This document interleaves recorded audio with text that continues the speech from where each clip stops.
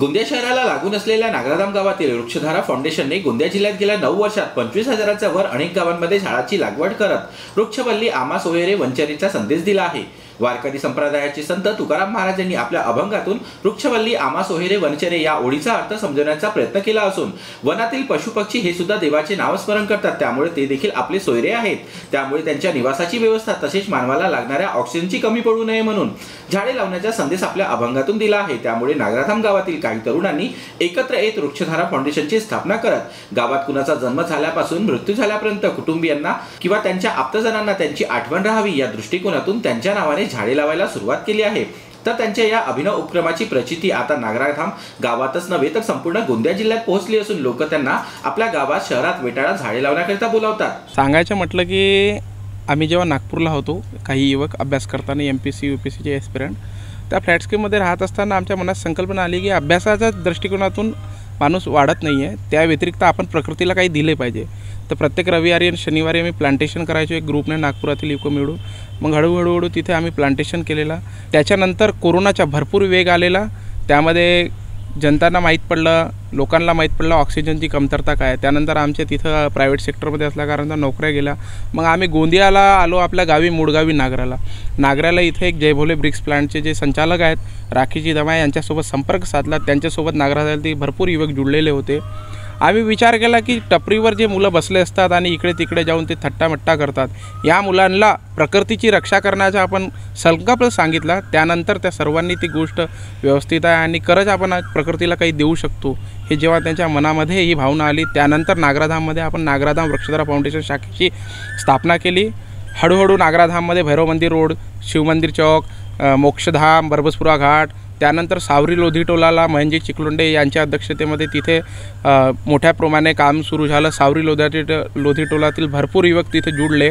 त्यानंतर लोधी टोला ते PSC रावणवाडीपर्यंत दुतर्फा वृक्षांची लागवड 250 ते 300 लागलेल्या आहे। आज त्यांची सर्वांची हाईट 7 फीट 8 फीट हे झालेली आहे। त्या झाडांची जोपासना असं नाही की आम्ही झाडं लावतो, झाडं लावल्यानंतर त्यांची पावसाळ्यात, हिवाळ्यात आणि उन्हाळ्यात 3 टाईम पाणी टाकून आम्ही देखरेख करत असतो। ग्लोबल वॉर्मिंग एवढी वाढलेली आहे, शेतकऱ्यांना एवढा त्रास होत आहे, पाऊस पडण्याचा काही वेळ नाही आहे। ग्लोबल वॉर्मिंगमुळे पाऊस केव्हा पडणार, कधी पडणार याचा सांगता येत नाही। जेव्हा आपण प्रकृतीमध्ये झाडे लावू, वातावरणात जोपर्यंत बदल होणार नाही आहे, पावसाळा, हिवाळा आणि उन्हाळा हे विस्कळीत झालेले आहेत। 9 महिने पावसाळा, थंडी 2 महिने आणि उन्हाळा तर जास्तीत असतो। काही गॅरंटी नाही आहे की पाऊस कधी पडणार। तर याच्यासाठी या दृष्टिकोनातून आपण वृक्षधारा फाउंडेशन मार्फत वृक्षारोपण करण्याचे ठरवलेले आहे, जेणेकरून पर्यावरणाचा समतोल राखता येईल। मेरे जन्मदिन के अवसर पर एक वृक्ष लगाया और ये मैंने जब से हमारे वृक्षधारा फाउंडेशन से जब से जुड़े हम, तब से हम अपना जन्मदिन केक ना काटते हुए एक वृक्ष लगाकर हम मनाते हैं। और आप देख ही सकते हो कि हमारे देश में कितनी ग्लोबल वार्मिंग बढ़ गई है, सारी दुनिया में ग्लोबल वार्मिंग बढ़ी है। ये सिर्फ हमारे पेड़ काटने की वजह से है। इस चीज़ को कम करने के लिए मैं सभी को यही सूचना दूंगा कि आप हर जन्मदिन पर एक वृक्ष तो भी अपने अपने परिसर में या कहीं भी लगाकर उसे बड़ा करें।